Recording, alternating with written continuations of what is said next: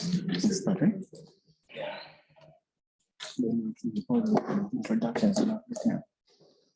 Good afternoon, dear network. A warm welcome and thank you so much for joining us once more for another echo session today, the 16th of June, 2022. My names are Dr. James Chansa, and I will be a facilitator for this session. We have an interesting topic for today, but before we get to that, I hope we are all keeping warm. And the weather has been cold, so I hope we've been vaccinated for COVID as well. If not, I hope we can consider that very seriously. Here with me in the hub, I'm joined by our very able eco coordinator, Tambuyu. Tambuyu, you're welcome. Thank you. Okay, and we've got Kote and Chatonda who will be managing our IT for today. And seated next to me is our very able super peer, Dr. Malilwe Muhuma, who you will of course remember from last week's echo session. Okay, he will be doing our didactic presentation for today. I would also like to recognize the presence of our panel of experts that will be joining us and assisting us to navigate the discussions today. We've got Dr. Lalik Banda, Dr. Rokaya Ginwalla, and Dr. Jackson Okuku. Also, we may be joined by Dr. Zyambo as well. So Ginwalla has already logged in. Dr. Ginwalla, would you like to just unmute your mic and say hi to the network? Good afternoon, everyone. Thank you for attending today's session.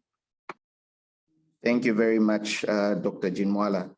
So before we get into the thick of things, I'm going to allow Tambuyu to give us a recap of what we discussed last week, and then we'll quickly go through the program outline for today, and then we'll get into the didactic presentation. Tambuyu. Thank you so much, Dr. Chan. So last week we looked at mentor mothers models in bridging the gaps in PMTCT. So the mothers model specifically, that was the focus of the session. So it trains and employs local women living with HIV from the community. It trains and employs local women living with HIV as frontline community health workers. So they call them mentor mothers. They link the health facilities and communities together. So this model has got best practices that it focuses on, which includes remote services, peer approach, facility to community platform, integrated service referrals, digital tools, as well as stage strategies. So it also has its own aspirations.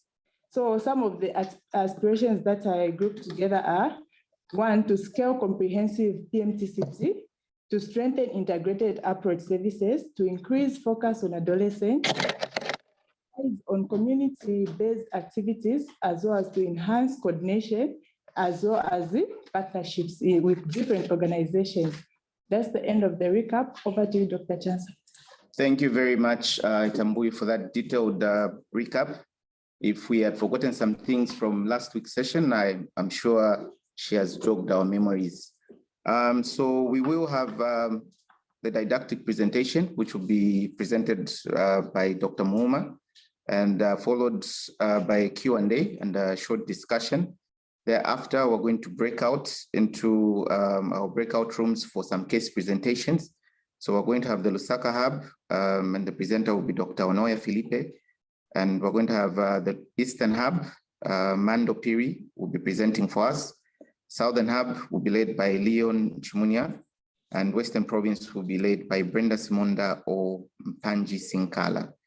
Thereafter, we are going to have another short Q&A and a discussion, and then we're going to have an expert collaborative discussion, which will be led by our panel of experts.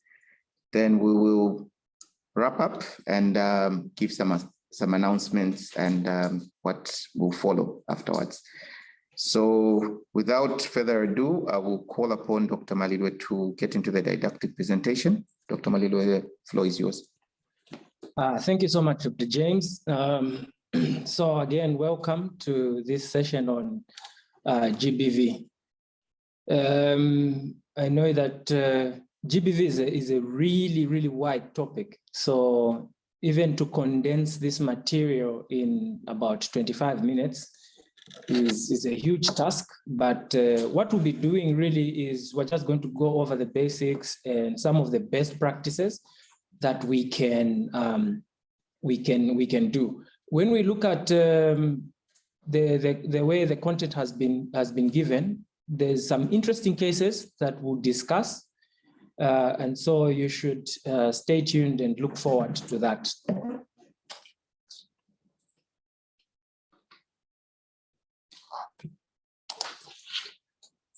Okay, so our learning objectives as given. So we want to discuss the overview of GBV in children as well as in adults. And then we'll go ahead and share an approach, to sexual based violence. I must say that for me as the speaker, I have no significant conflict of interest to disclose. Okay, so we already have our first poll question. I'm sure it will be launched very soon, but it reads, gender-based violence is violence that targets individuals or groups of individuals on the basis of their gender. It also defines threats of these acts as a form of violence. The question is true or false. I'll just quickly read that again. Gender-based violence is violence that targets individuals or groups of individuals on the basis of their gender. It also defines threats of these acts as a form of violence. Dear network, please feel very free to poll in. We'll give it about a minute before we close the poll. Okay, so far we seem to be siding with one answer. Very interesting.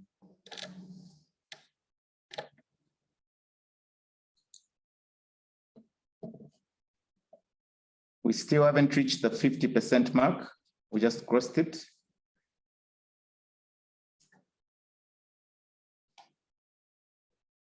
Okay, we'll give it about 20 more seconds before we close the poll.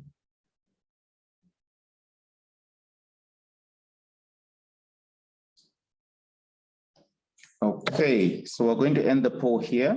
A good number of people have actually polled in, which is a good sign. Okay, allow me to just share the results.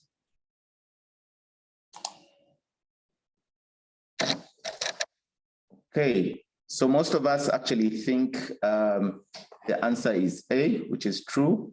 And a very small percent of us think the answer is false. I'm sure we're going to get the answer as Dr. Muhuma goes on with the presentation. Dr. Muhuma.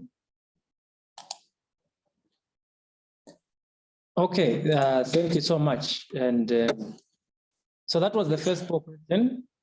We'll now go into the presentation itself.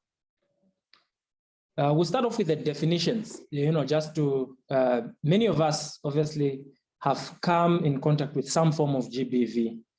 And I must also take this opportunity to be able to warn those people that if this discussion becomes triggering for you, whether maybe somebody who's gone through these things or indeed you've gone through them yourself, you can take time off so that we don't have to re-traumatize you.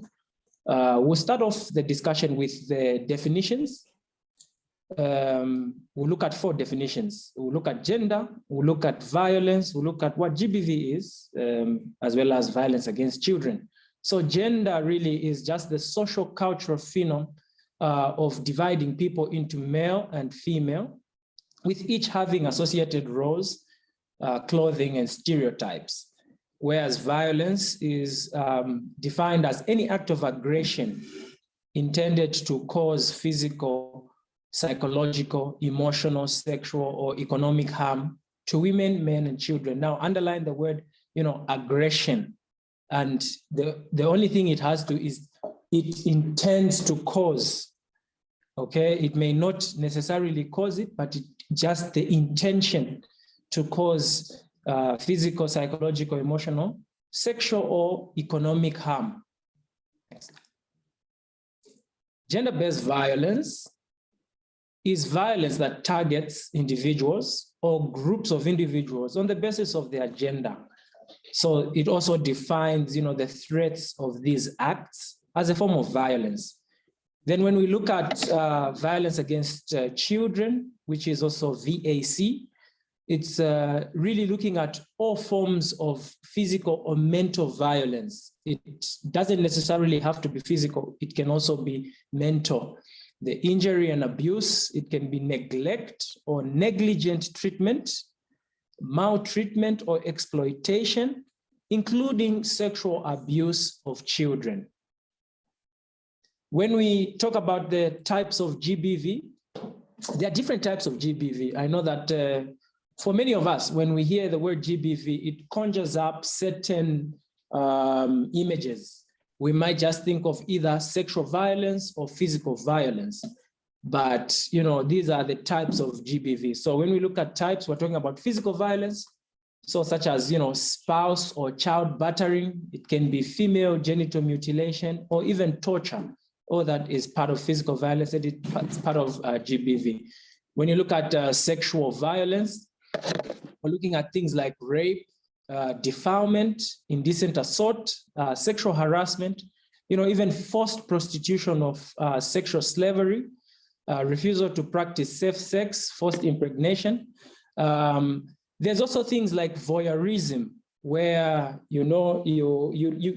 someone gets pleasure from watching other people naked or having sex. That's also part of sexual violence.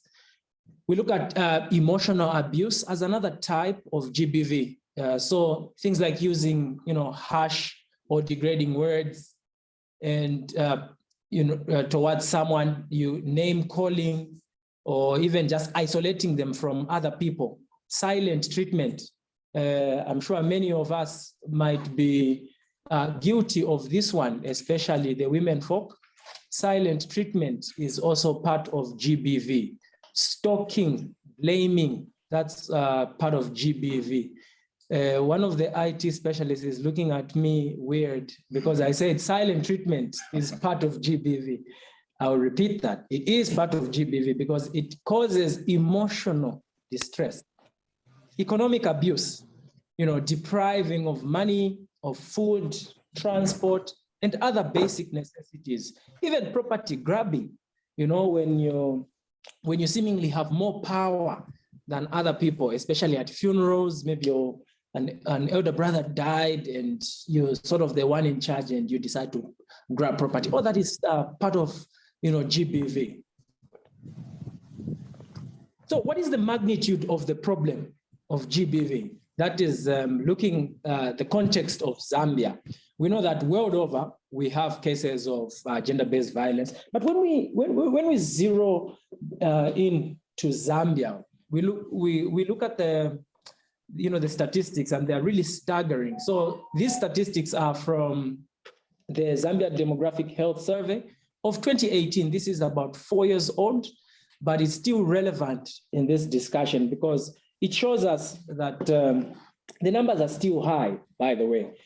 36% of women aged 15 to 49 have experienced physical violence at least once since age 15. That's, if you think about it, that's 1 in 3 women that are aged 15 to 49. Then when you look at those women that were ever married, about nearly half of them have experienced physical or sexual or emotional violence by their current or most recent husband or partner. More than half, which is 52% of women, never sought help and never told anyone about the violence they had experienced. So you can see that we still need to do a lot more when it comes to GBV so that people can be able to report. Interesting enough, when you look at GBV, you find that about 6% of ever married women age 15 to 49 have ever committed physical violence against their current or most recent husband or partner. Now, with this 6%, this is to say people who are the women that are perpetrating violence against their partners, It's not like their partner is beating them currently or they're trying to defend themselves, but they're the ones that are perpetrating the violence. And of this 6%, the majority of them are actually women from the Copper Belt, so which is the Kopala women. Next slide, please. Violence Against Children survey of 2014 also gives us some statistics when we look at violence against children. This study was published in 2017. When you look at the statistics, you find that the females aged 18 to 24 years were twice as likely, which is 20%, as males, 10%, to have experienced sexual abuse in childhood. So this study, by the way, was looking at individuals aged from 13 to 24. So we don't have data that is below 13, but I think Dr. Rokaya will probably speak to some of the data, the latest data, because she has some of the latest data on violence against children. You find that for the females that were aged 18 to 24, the major perpetrators were, spouses or boyfriends or romantic partners. Then for the males, the perpetrators of violence were really their friends. Females aged 13 to 17 years were 3 times as likely, representing 16%, to experience any sexual abuse in the last 12 months as their male counterparts, which only represented 5.6%. Now, the problem compounds even further. When you look at the reporting numbers, you find that only 7.2% of males aged 18 to 24 who had experienced sexual abuse prior to age 18 received any professional service for any experience of sexual abuse. In this age group, no females who experienced childhood sexual abuse received professional service for an experience of sexual abuse. You can see how bad that is, because none of the females had reported during this, when this violence was happening.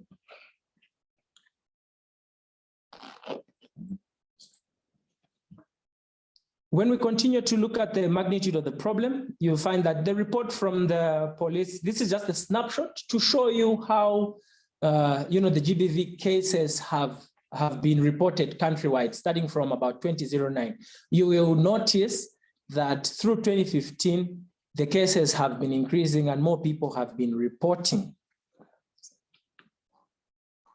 Okay, so I hope we are all invested in the discussion. It's very interesting.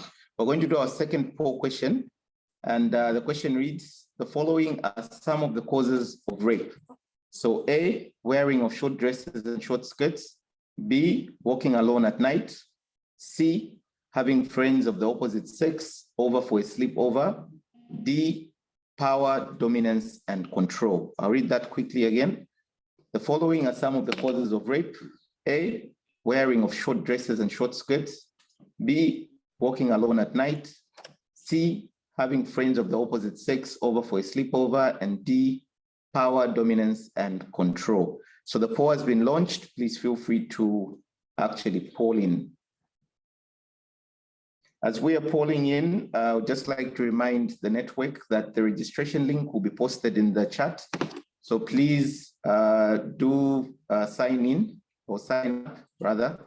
If you're joined, if you're zooming in as a group, every individual of that group will need to be signed in.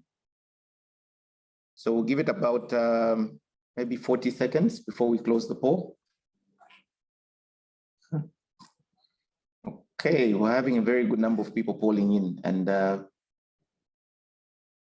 we seem to have one answer that is predominating. Okay, so just a few more seconds and we'll close the poll.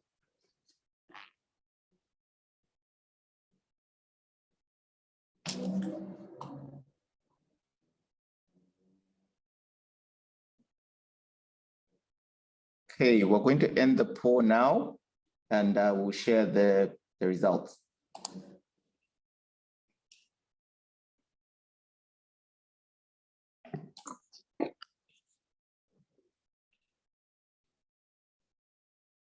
Okay, so I think the results will be shared very soon. But most of us actually thought D was the answer. And a few of us, okay, I'm sure we can see the results now. So most of us actually thought D was the answer.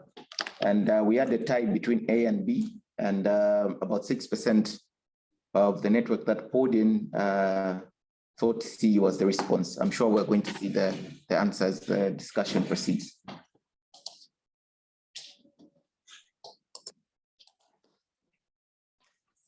It's actually very interesting, James, that you know, there are quite a number of people that think that A, B, or C, or even D are the answers. But let's find out what it is. So some of the causes of GBV, you know, when we look at the motivating factors of GBV, you find that really it's rooted in power. The patriarchal system that, you know, has sort of conferred power to men for a long time, where they feel like they can exert control over women in terms of what they can choose to do and dress and the like. Another cause is really social and economic factors, because we know that, you know, when you have such power as a high social status and financial security, you find that those of low social status and financial insecurity are really at an increased risk of you know, falling prey to GBV. Some of the cultural stereotypical roles that have been put across, you find that things like a man beating a woman, you know, would be a sign of love, and other such cultural or stereotypical roles. Alcohol and drug abuse have been known that you know, the users of alcohol and drugs perpetrate violence. You know, a man goes to drink or whatever it is, drug abuse, then he comes back home very late at night, you know, starts beating people, bullying people, to wake them up, to cook for him and the like. Then upbringing, it has also been shown that children that were exposed to violence for a long time tend to, you know, perpetrate violence themselves when they grow. What are some of the consequences of GBV? When we look at the consequences of GBV, there's a wide range of consequences. We'll start off with the physical injuries, the obvious things that you can see, you know, from, it could be minor cuts to really severe life-threatening issues. I remember back when I was at Levi Mwanawasa University Teaching Hospital, we'd receive cases of, you know, children that maybe have been burned on the hands, the fingers. You try to find out why. You find that, no, this child maybe had eaten food that wasn't supposed to be eaten at 16. They were supposed to wait for 19, but this child was hungry, ate, and the mother decided to punish that child. Repeated fractures, for example. You find that a child keeps coming to the hospital, they keep bringing him, and they say, this child has fallen repeatedly, and they're like, you know, you should begin to suspect violence. Some of the fractures that we saw were really pathognomic of violence. When you see ulnar fractures, for example, you know that there was some guarding of some sort, especially maybe in women or men. They'll come and say, I fell, but the position of the fracture doesn't really support what they are saying. Okay, so you should really suspect violence. When we look at the emotional trauma that comes with violence, the emotional trauma, this is something that we really can't quantify, but it's really huge.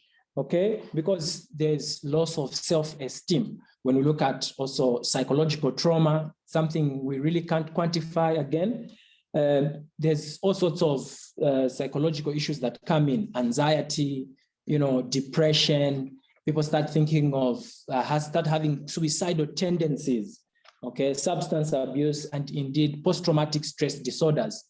Unwanted pregnancies and STIs, some people have even been forced to abort.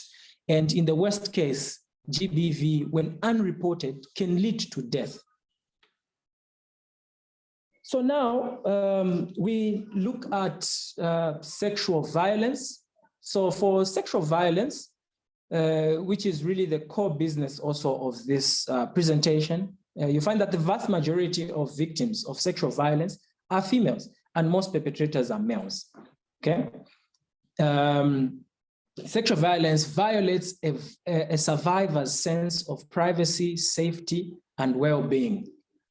It includes forced exposure, to pornography, forced sterilization, forced abortions, forced marriages, female genital mutilation, and other virginity tests. Some of the myths about rape, you find that some people think that sex is the primary motivation for rape, but when in fact it's power, anger, dominance, and control, which are the main motivating factors for rape. Some people believe that only certain types of women are raped, but the fact is any woman can be a victim of rape. Another myth is that women falsely report rape, but we've only found that a small percentage, of reported rape is thought to be of false reports, and rape is perpetrated by a stranger, but the vast majority of rape really is perpetrated by non-assailants, okay? Rape leaves obvious signs of injury, but only about a third of rape victims really sustain any visible physical injuries. Another myth is that a man cannot rape his wife, but the truth is that any forced sex or forced sexual activity, or indeed, being forced to do something that you don't want to do, will constitute rape. So now we look at some of the special groups of individuals. When we look at special considerations for the children, you find that we know for a fact that children are not, fully physically developed and mentally developed. So you find that child sexual abuse differs from adults because children also will be of low social status, especially for the girls. They have this economic dependence, and someone can readily take advantage of that. When you look at violence against children, it's also surrounded by secrecy and stigma, and it's seen as a private matter, especially when the perpetrator is a family member. We've seen cases where the perpetrator is a breadwinner, and the family is trying to protect the breadwinner. Sometimes they might report, and when they hear that this case has to go to court, they change their minds, or they just stop picking phones, they disappear, so that the perpetrator doesn't go anywhere, because the threats are, if this man, if your uncle, if your dad goes to prison, if he's prosecuted, who's going to pay for your school fees? Where will you be getting all these things that, you get these nice things and the like? And the thing is, children are, they feel ashamed and they're frightened and they're incapable of verbalizing their experience. So you find that sexual violence against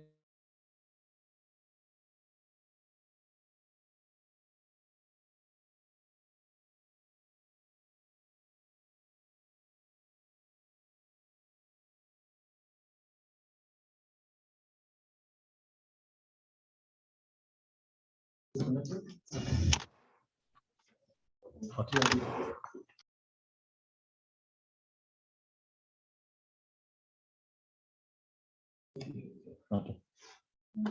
Good afternoon, dear colleagues. We are just connecting. We had a challenge with internet.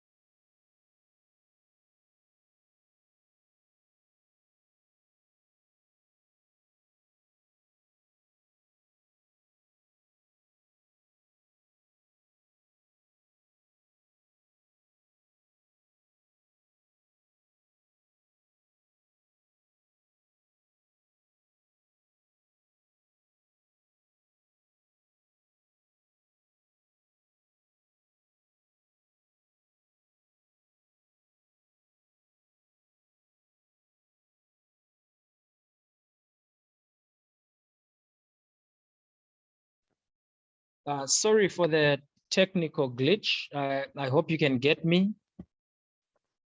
Can someone just confirm that they can hear me? Yes, we can.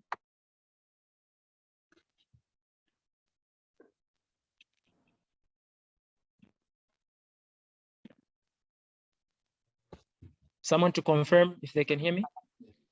Yes, we can hear you. We're getting you hear. loud and clear. Okay. You can be heard. So yeah, we can just continue with the discussion as we are trying to sort out the internet challenge in the hub. We were talking about special consideration for children, and I was saying, children are ashamed, okay, and frightened, and sometimes they're incapable of verbalizing their experience. So sexual violence will often go unreported. It's special because sometimes children are told that if you tell anybody, there's nobody that's going to believe you, especially for people that are of high standing in society, and they'll say no, they will know that you are a liar and the like. So they're afraid. Sometimes they are just downright threats that if you report, then I'm going to either beat you up or kill you. And we've found that when children disclose, it's really often part of a long process, and it's not a single event. Many times you find that the events have been repeated. There's been repeated abuse, there's been repeated violence against the child.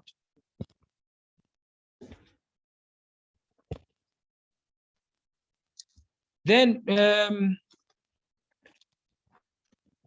and talking about children, again, one other thing that I need to mention is that it's critical for caregivers, parents, most of us might be parents, to develop a healthy relationship with the child.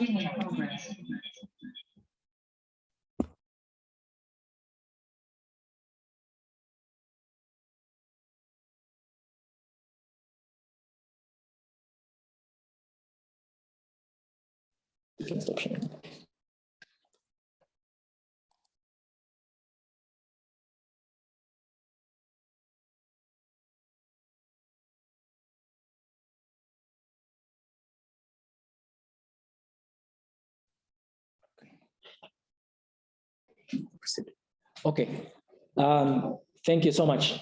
So we are connected in the hub once again. Sorry for the interruption. So saying, it's critical for caregivers and parents to develop healthy relationships with their children so that, when something happens to your child, they don't feel like they can't tell you. That's why we really encourage that caregivers and parents should really have a very good working relationship with their children so that children can just come to you without fear and they're able to report, cases of violence. Some parents have even gone on and said, you need to train your child in the way they should know what a good touch is, what a bad touch is, so that they're able to recognize that now the situation that I'm in is not safe for me, and they can maybe call for help or indeed run away. Next slide.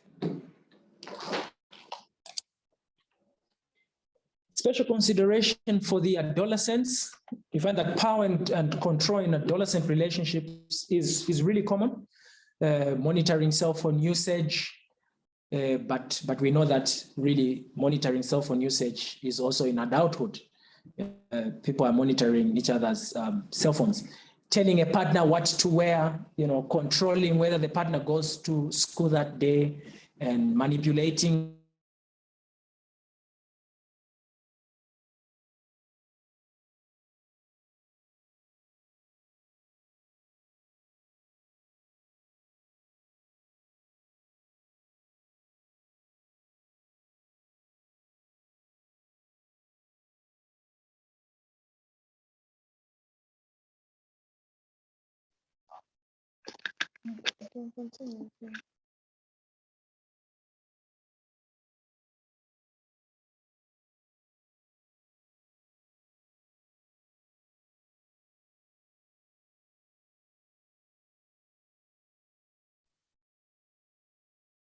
sorry once again.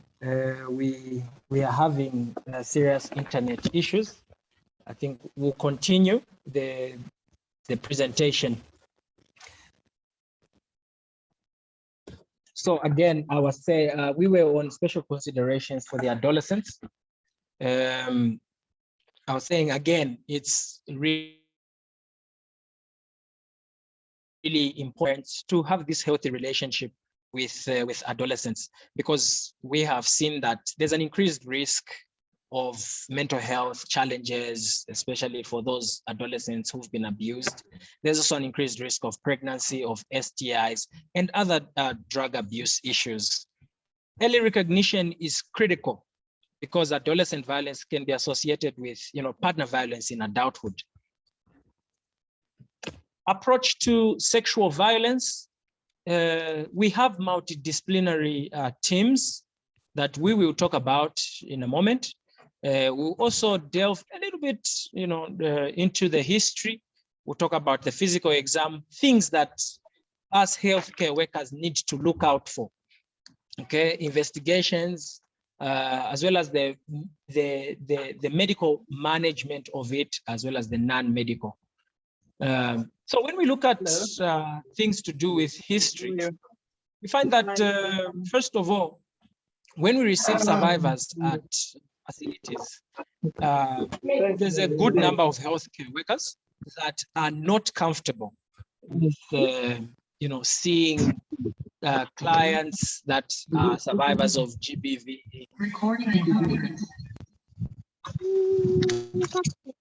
Okay.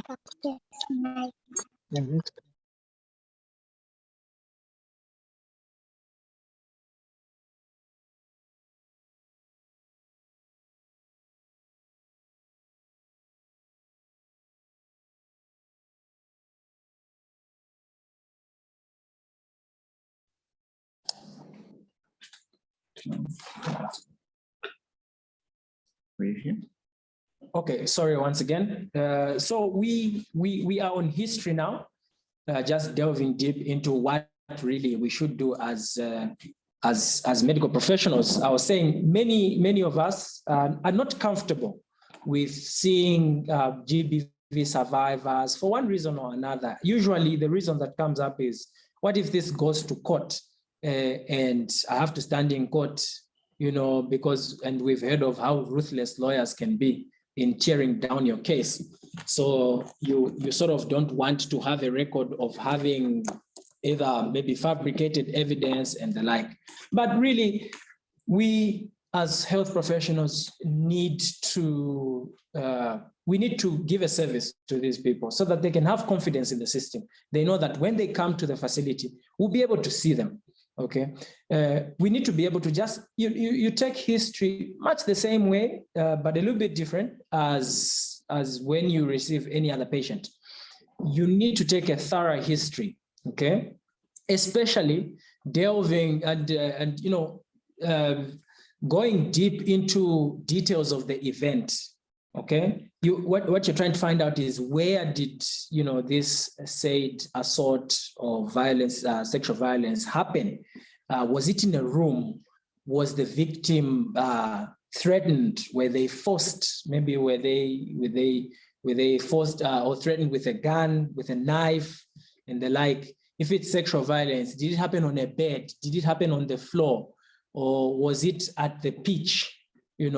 All those things are very, very important when it comes to taking history, because some of these things you will be able to see in your physical exam, marrying with the history, that indeed something like this might have happened, okay? Details of the perpetrator are very, very important. You want to, because most times you find that the survivor knows the perpetrator. So you want to find out if this perpetrator has any, visible marks on his body. Does he have a scar? Okay.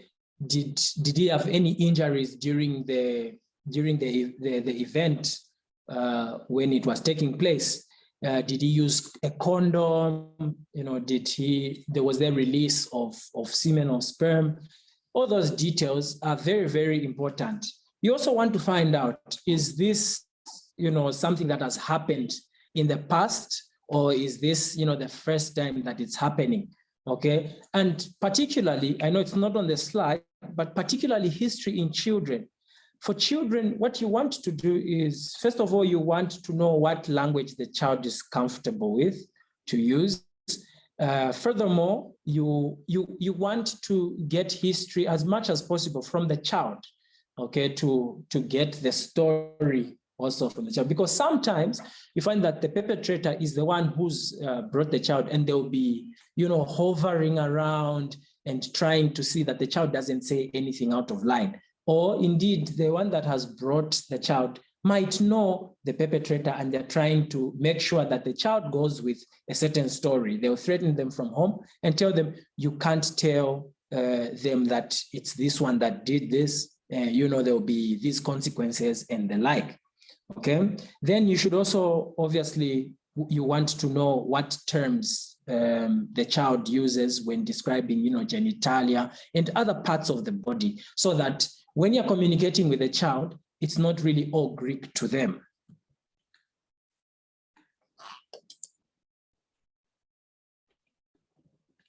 Next. So then we go to the physical exam. The physical exam obviously starts out with, the general exam. You do all that you need to do. If they need to be stabilized, you stabilize them.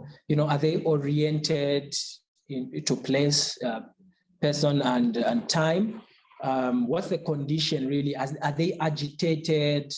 Okay. Are they coming straight from where from the scene of the crime, or where the place where the event took place? Are they coming from there? Are they wearing the same clothes? Especially when, it's physical violence, you find that the survivor will come in, blood-stained shirt, and the like. All those things, you need to note them on the physical exam. Okay. Then when you look at, I know usually when we're looking at GBV, we are trying to zero in on the genital exam for sexual injuries, but you should also note the details of the physical injuries. Are there any physical injuries that might have happened? Are there marks? Maybe this person was being choked, for example. Were they threatened with a knife, and are there some other, lacerations on different parts of the body? Okay, and then you obviously go now into the details of the genital exam. Now, the genital exam is not just whether it's the penis or the vagina, but you're also looking at the whole genitalia, okay, which includes the anus as well. You must report your findings on the anus. And another thing to note, especially in women, many people have reported that the hymen was absent, but studies have shown that there's no woman who doesn't have a hymen. The hymen will always be there, even if they've given birth maybe 10 times or so. There will always be some remnants of the hymen. So you have to note where the injury is. Was the injury at 6 o'clock? Was it at 9 o'clock? Was it at 12 o'clock? You have to note those details. And the goodness is the police report form, the new one, it has, diagrams where you can shed where you find the injury. Okay. And if you don't have that form, it would also be a good idea, if you can't put it in words, you can also draw. It's okay to draw, and you mark where, you've seen you found injuries or evidence of injuries. Okay. Talking about the multidisciplinary management of GBV, we know that survivors of GBV will benefit when professionals coordinate their efforts.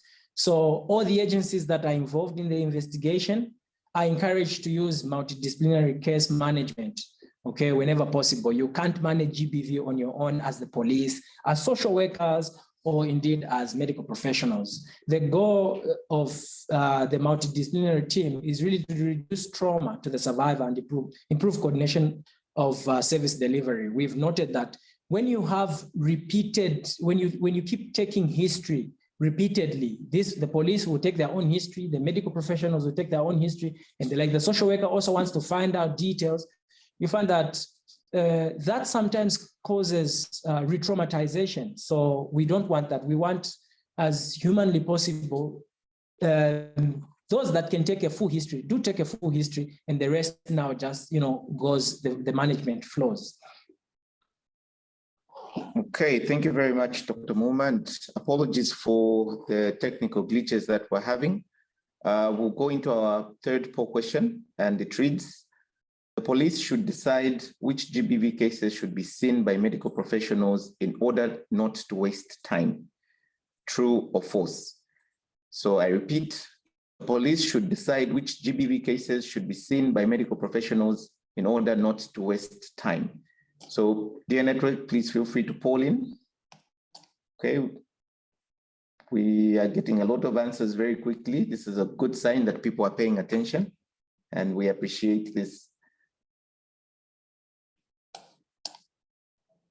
Okay, we'll give it about 30 more seconds before we close the poll.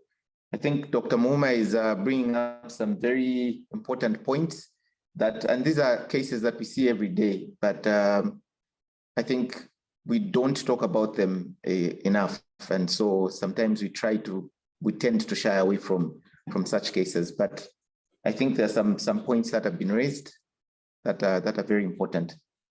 Okay, so we will be closing the poll in about 5 more seconds. Okay, so I'm going to end the poll and share the results. Okay, so most of us actually think the answer is false. That's 91% of the people that polled in, and only 9% thought the answer was true. So Dr. Muhuma? Next poll question again. So we have another poll question, the fourth poll question, which reads, medical professionals should not see GBV survivors without a police report form. Medical professionals should not see GBV survivors without a police report form. True or false? These are very practical situations that we encounter in our OPDs and in our clinics, right? Okay, again, we're getting an overwhelming response for the poll, which is very good. People are paying attention and following the discussion. Interesting voting pattern, eh? Very interesting voting pattern, yeah. So some people are siding towards false, and we have some that are siding towards true. I think we'll let about half of the network poll in before we can close the poll. So please, we're just at 49%. Okay, just a few more seconds and we'll close, we'll end the poll.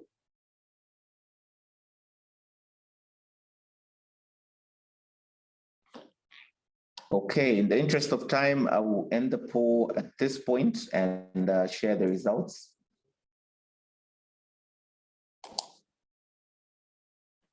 Okay, so for this question, most of us thought the answer was false, and a few of us, about 20%, thought the answer was true. I'm sure Dr. Muhuma will clarify this as he proceeds with the discussion.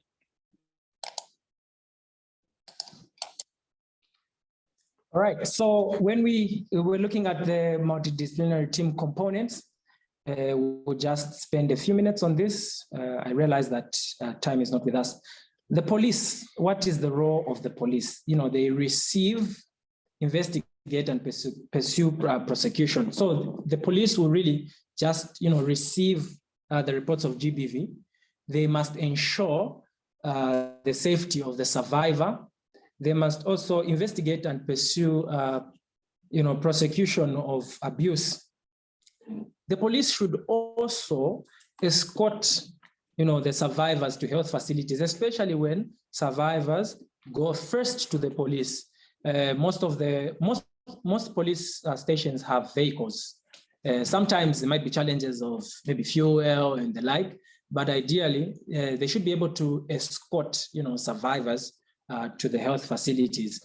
But the police should not be where they feel that this is a small case and it's time wasting, let's not go to the hospital. That's not really their mandate. But we know that these things happen and they shouldn't be happening.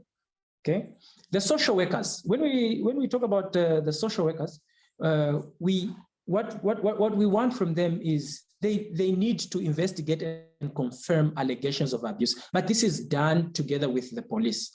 Okay, of exploitation and the like. They determine also whether the survivor should be separated from the abuser. Okay, this is part of the social work. When we look at medical professionals, I think we talked much about this, where they have to take a thorough history, physical exam. They must treat as well, anything that is coming and that needs treatment, but they must also collect forensic evidence that will corroborate the survivor's tale, okay? Because sometimes when these cases go to court, medical professionals will be required to testify in court, and that is just the truth of it.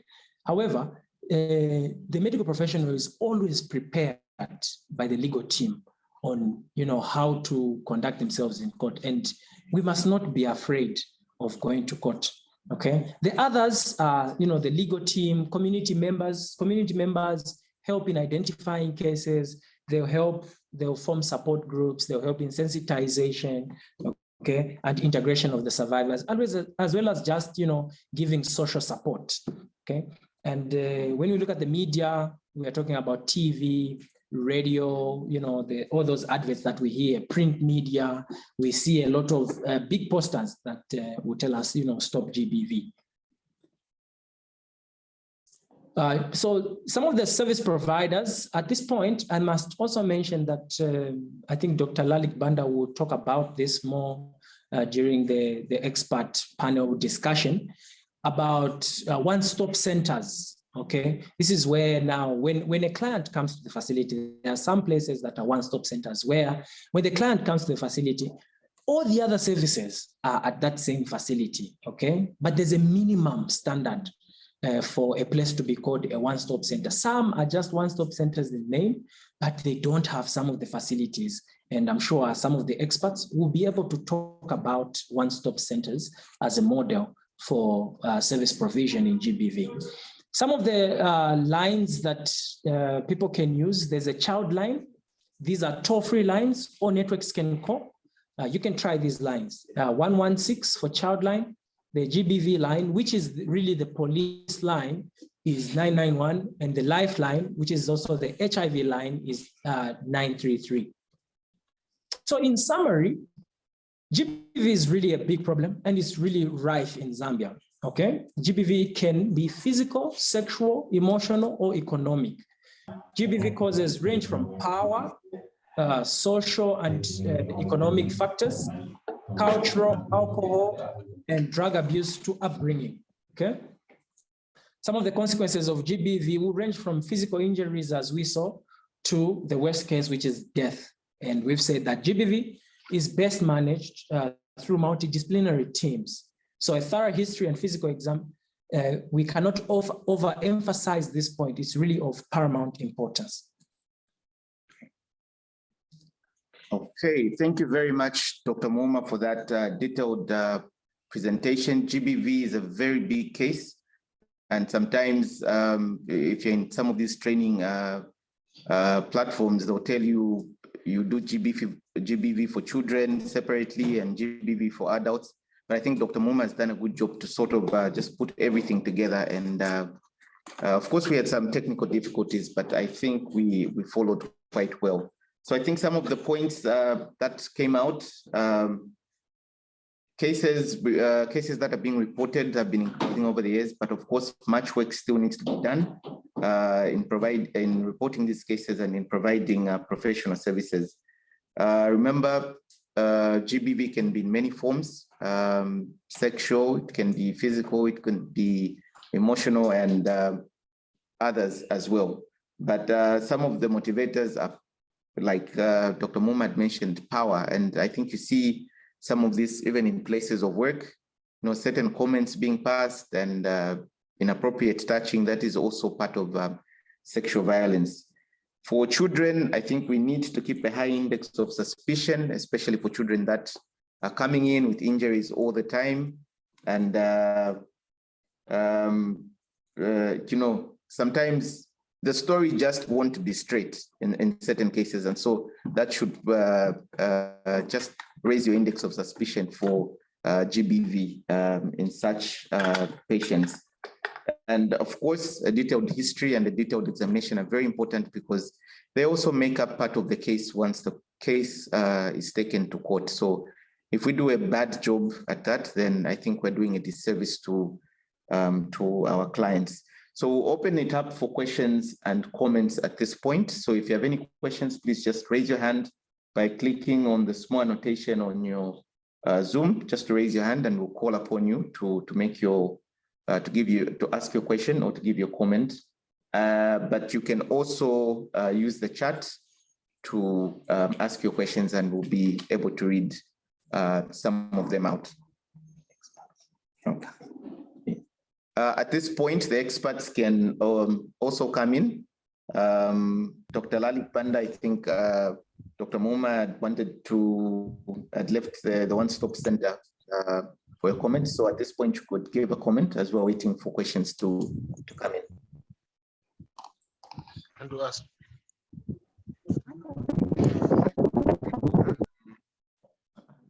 So maybe on the one-stop centers. Before I start, good afternoon, everybody.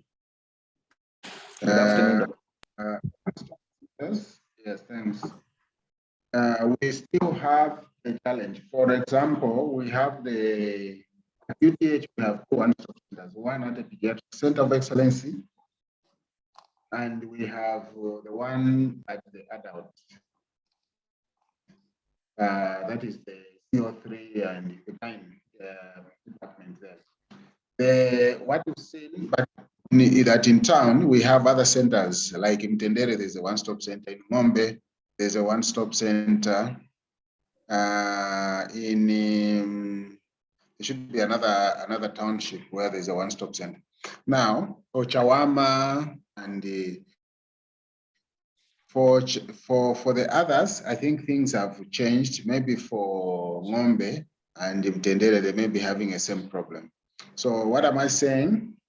You'll find that the person will report to the center and they will get the data, the statistics, the biological data, they'll collect it. But after collecting the biological data, they will send the patient to UTH. So it means there, the purpose of a one-stop center is not achieved. So what is the minimum in terms of human resource? Police officer, a health practitioner, whether a clinical officer or a doctor, a nurse, the social worker, the counselor. Why do we do that? We don't want this person to be moving around after experiencing trauma. They need to be in one place so that everything can be done in one place. So if we get information from them and send them over to another center, it means when they go to that new center, they'll be asked the same questions that have already been asked. I can imagine someone who has already suffered the violence, and then they keep asking you, have you been raped? How are you feeling? The same questions. So what we are trying to avoid is multiple questioning, multiple examinations, traveling around. The patient may not be stable enough to travel around. They may have suffered serious injuries. So there are minimum standards. Now, those minimum standards, remember that now we have a focal point person at the Ministry of Health. So there are even documented minimum standards. What do you need? So you need a room where you can do the examination. You need a room where you can do the counseling and the history taking. You need a clerk who can capture the information. You need a police officer. So those are some of the areas. So if we can, we try as much as possible to provide those. Lastly, on the one-stop centers, there are many models of one-stop centers. One of them is community.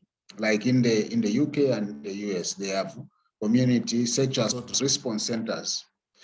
Here in Zambia, we said, no, we don't want community ones. We want hospital-based. By community, I mean those outside or away from the health facility. Why we advocated for hospital-based in Zambia is because we know that if someone has suffered very severe injuries or serious injuries, then they can easily be moved into the hospital, and any procedure can be done, whether it's a big operation or not. So that's what we are looking at. So where we have bigger hospitals, now we have got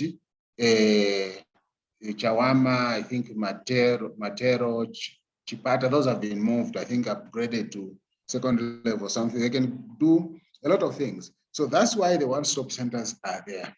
So there's no need for further referrals from there. All the things should be done from there. So that, thanks for that opportunity. Thank you very much, Dr. Banda. We are going to break out into the breakout rooms in the interest of time. Each breakout room is going to have an expert. So I've sent some questions in the chat, and those that haven't been asked yet, please feel free to do this in the breakout room. So I'm going to request that IT breaks us out, and then we can have our case presentations and discussions for 8 to 10 minutes.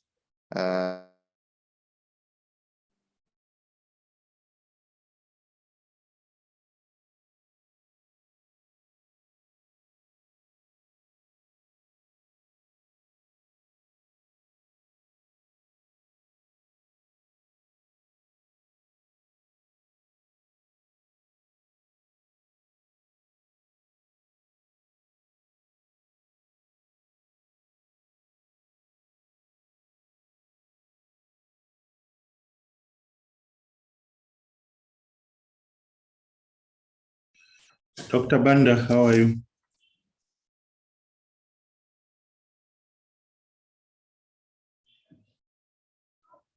Dr. Lalik Banda, can you hear me?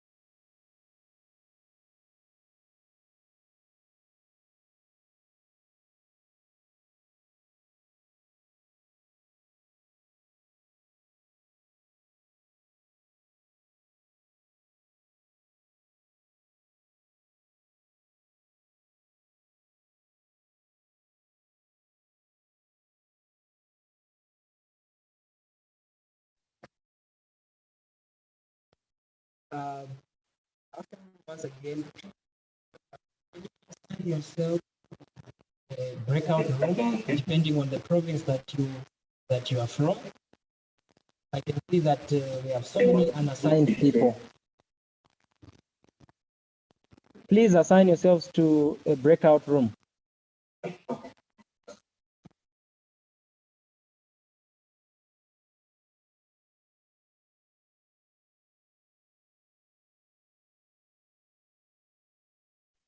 Your device, you're presented with a prompt to join a group. So please look at your devices or screens, and you'll be able to join a group that you want to join.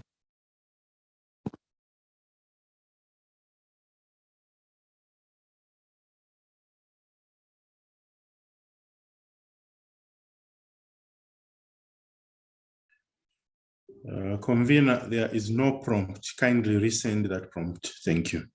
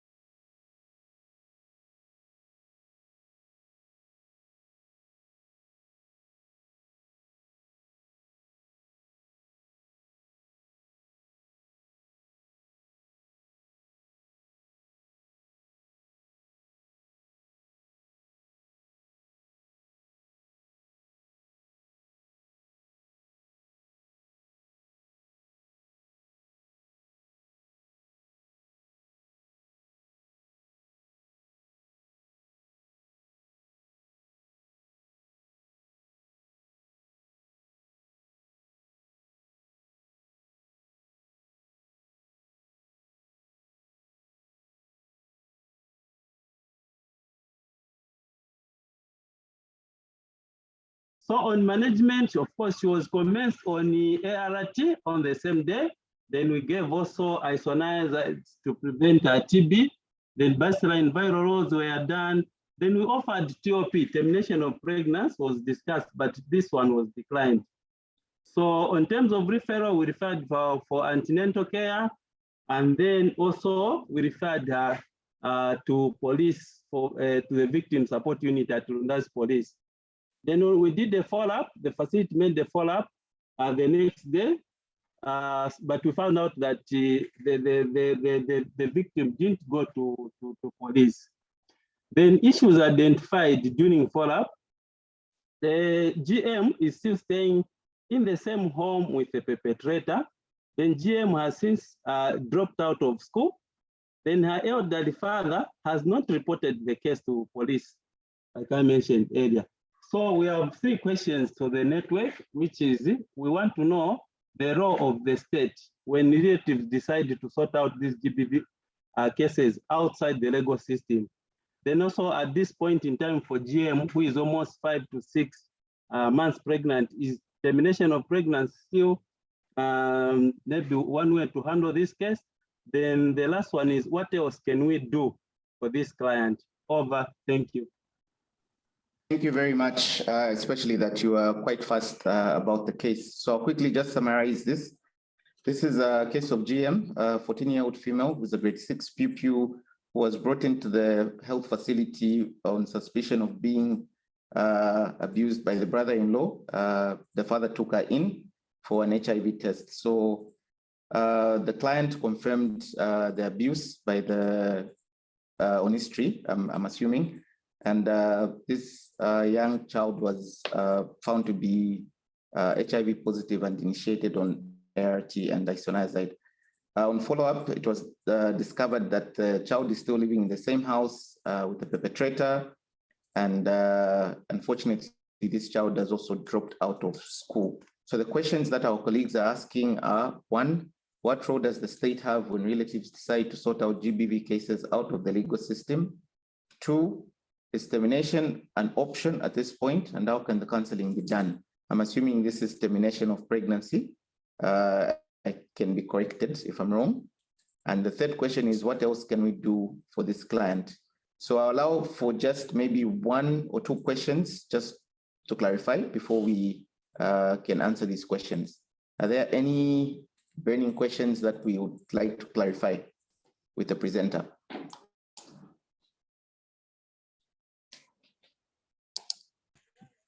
Yes, please, may I ask? This is Charles Mlambia.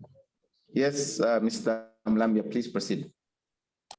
Yes, in his presentation, the presenter mentioned that they gave some prophylaxis for STIs.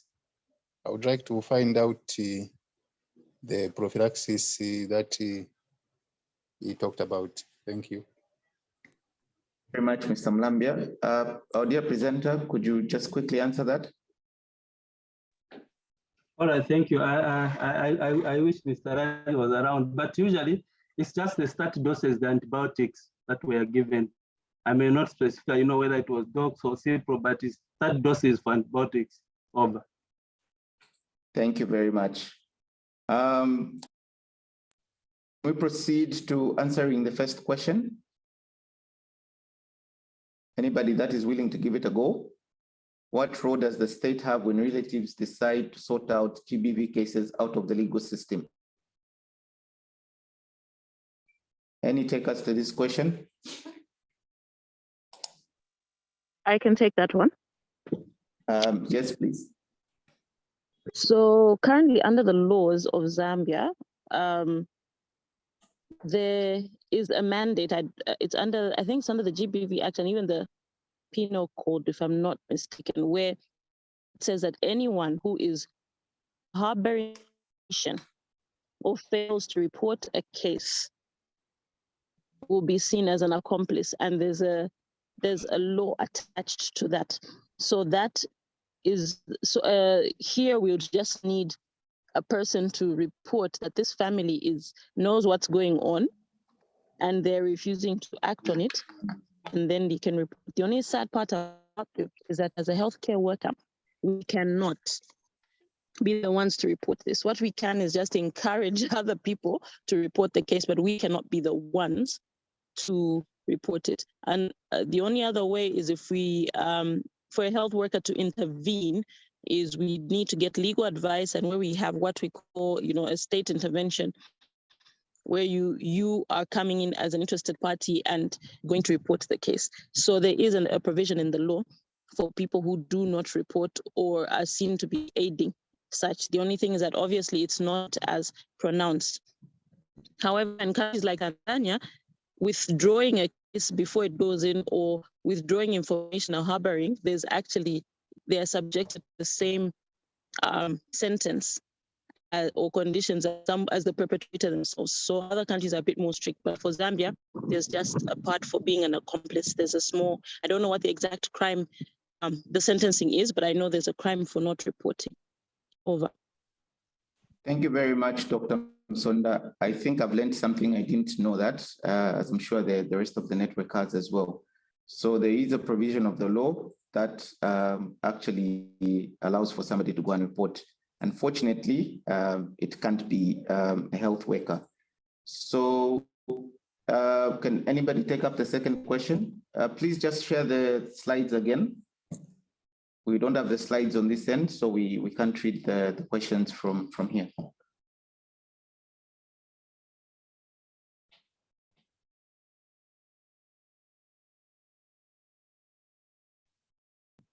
Eastern Hub, could you please share the slides once more?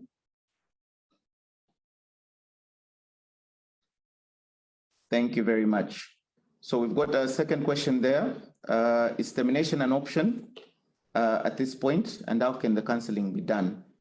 Do we have somebody that would want to take up this question? Sorry, any thoughts to this question? Sorry, perhaps I missed it. How big is the pregnancy? I think it was not mentioned. Colleagues from Lundazi, could you just tell us how far along she is?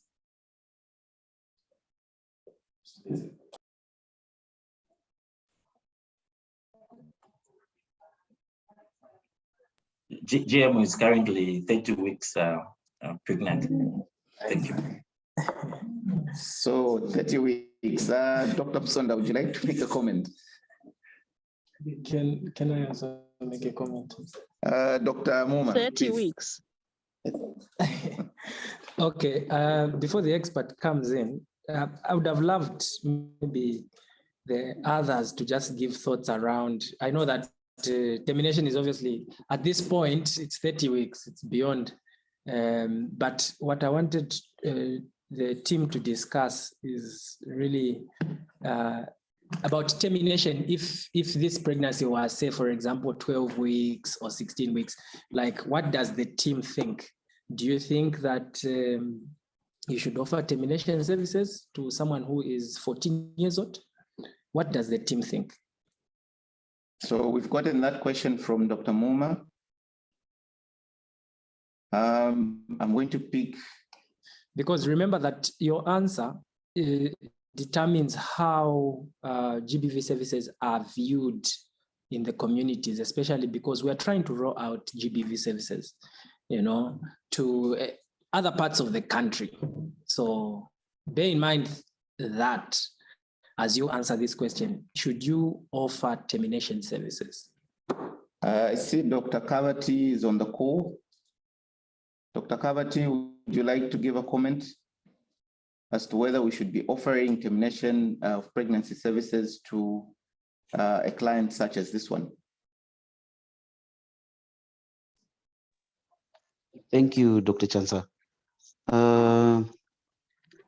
I think it depends, because I think even issues to do with termination have guidelines as well as to whether the family will be comfortable with taking care of the unborn child.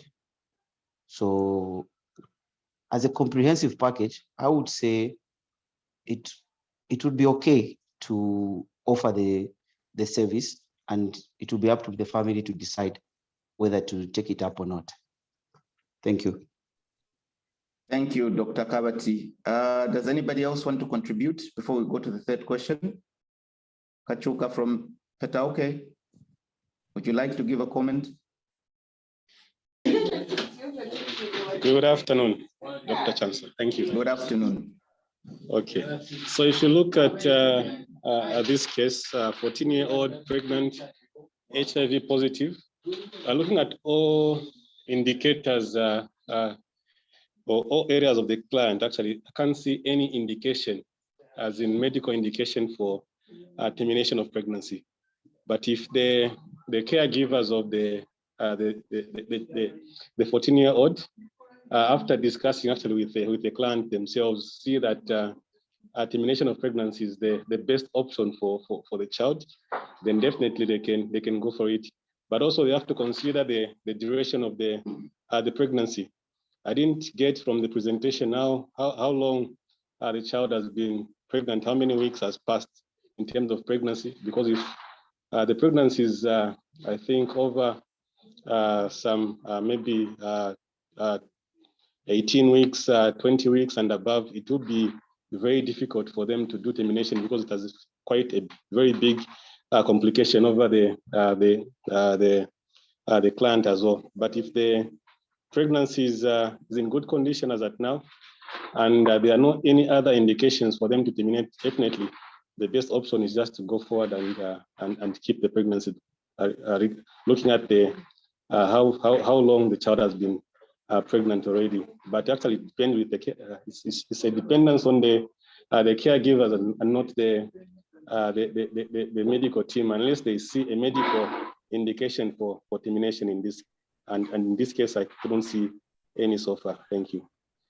Thank you very much, Dr. Kachuka. So I think somebody has posted in the chat that the pregnancy is 20 weeks, but 20 weeks is still a bit too far off to consider termination for this particular client. Dr. Muhuma?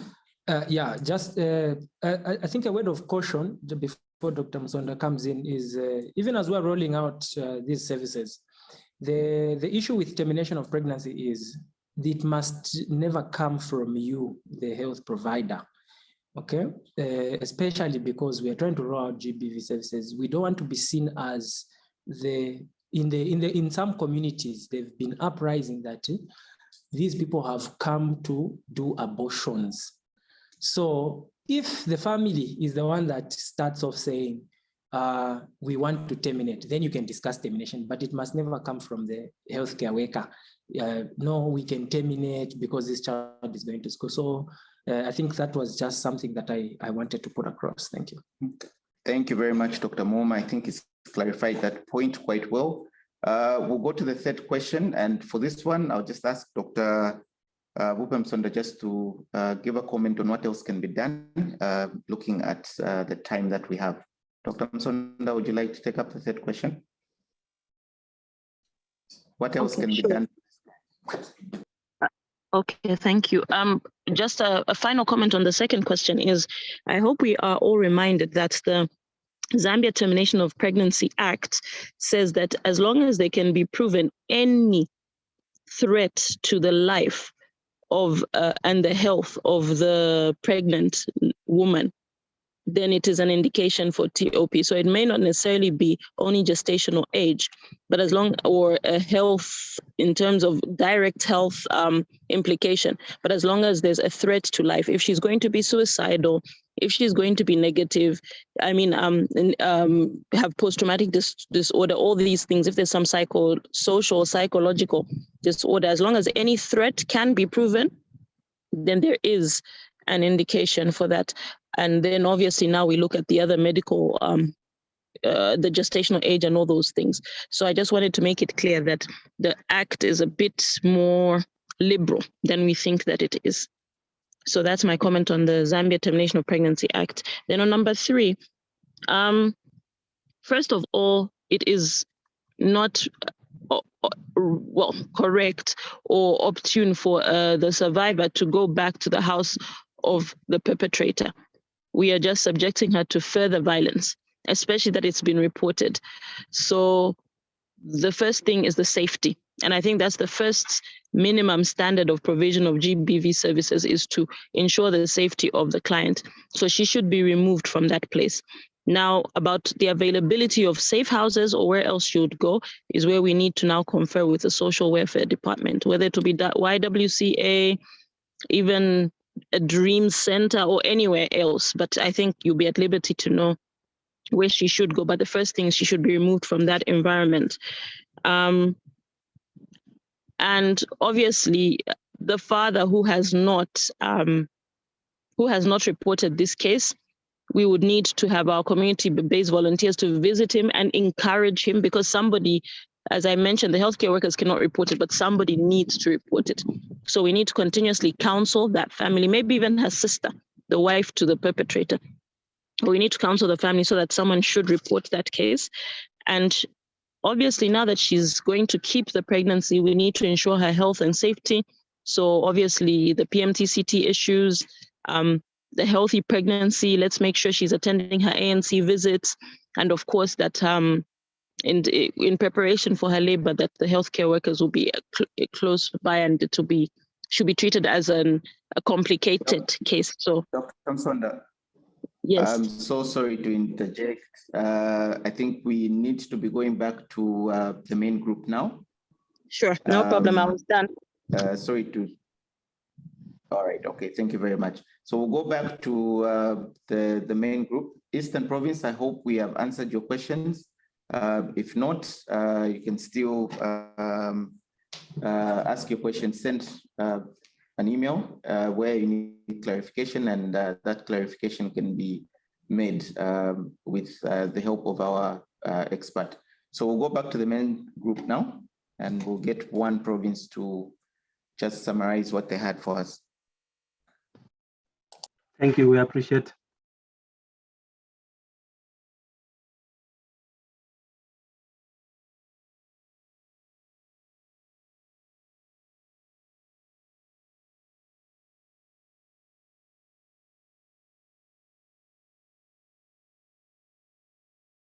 We had fruitful discussion. I hope we had fruitful discussions in our breakout sessions.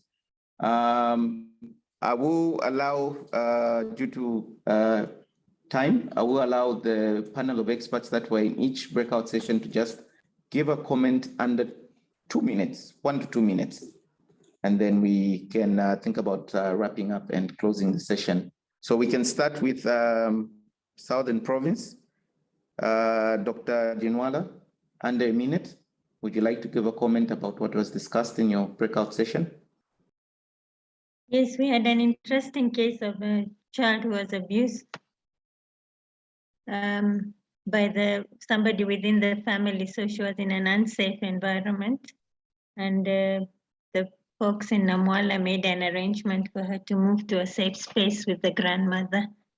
And yeah, happy to say that they did a thorough genital examination and also made a comment about her mental state. Just what wasn't very clear was the amount of counseling the child received. It seemed like there wasn't enough elaboration on that, and we discussed how we needed to counsel not just one-off, but repeated counseling follow-up reviews over a year, if possible. Yeah. Thank you very much, Dr. Ginwalla. Quickly, Western Province, Dr. Chituo or Dr. Zyambo, under a minute, could you just give us what was discussed?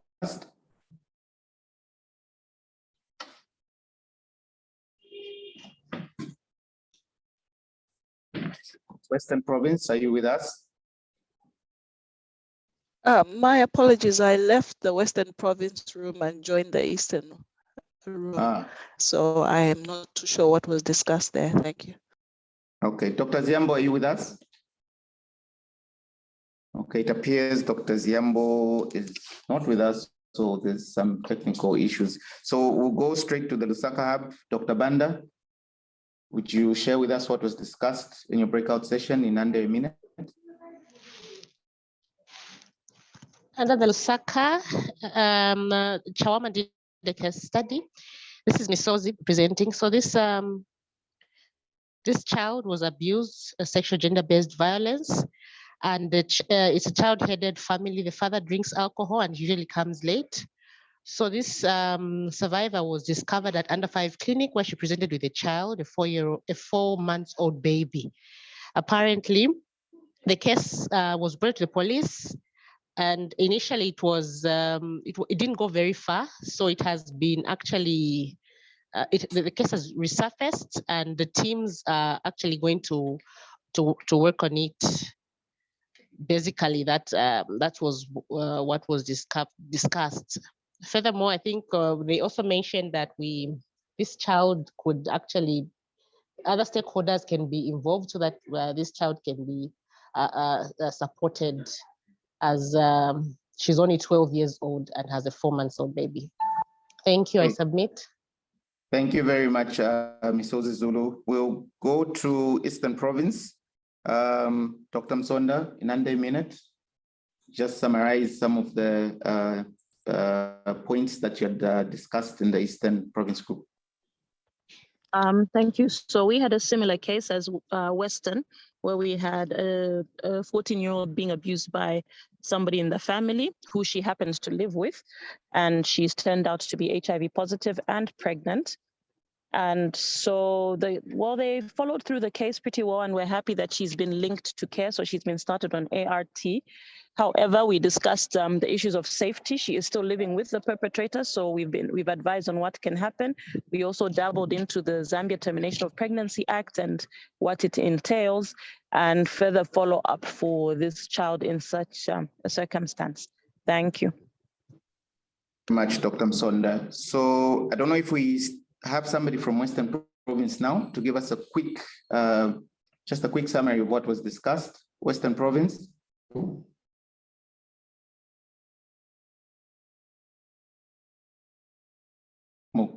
Okay, it appears we don't have somebody from Western Province. So to all the moderators that were in the breakout session rooms, please compile the recommendations that were made by the panel of experts and everything that was discussed that we can forward to the presenters so that they can act upon them. So at this point, we'll allow Tambuyi to just run us through what we'll be discussing next week, and we can close the session for today. Tambuyi. Thank you, Dr. Chansa. Good afternoon once more, Network. Thank you for that interactive and very interesting. So this Thursday, we have an echo session at 12 to 13 hours. That will be in advanced HIV. We'll be looking at atypical respiratory infections in HIV. Please do join us. Then next week, Monday, we'll have another session, same time, from 14:30 to 16 hours. So we'll be looking at point of care tests for TB lab. That's all from me. Over to you, Dr. Chansa. Thank you very much, Etta. So I know we had to rush through some of the parts of the presentation and the discussions, but as you recall, we had some technical challenges. So please kindly just bear with us. Thank you so much for joining us, and we will be closing at this point. See you on Thursday and Monday as well. Have a great day. Thank you. Thank you.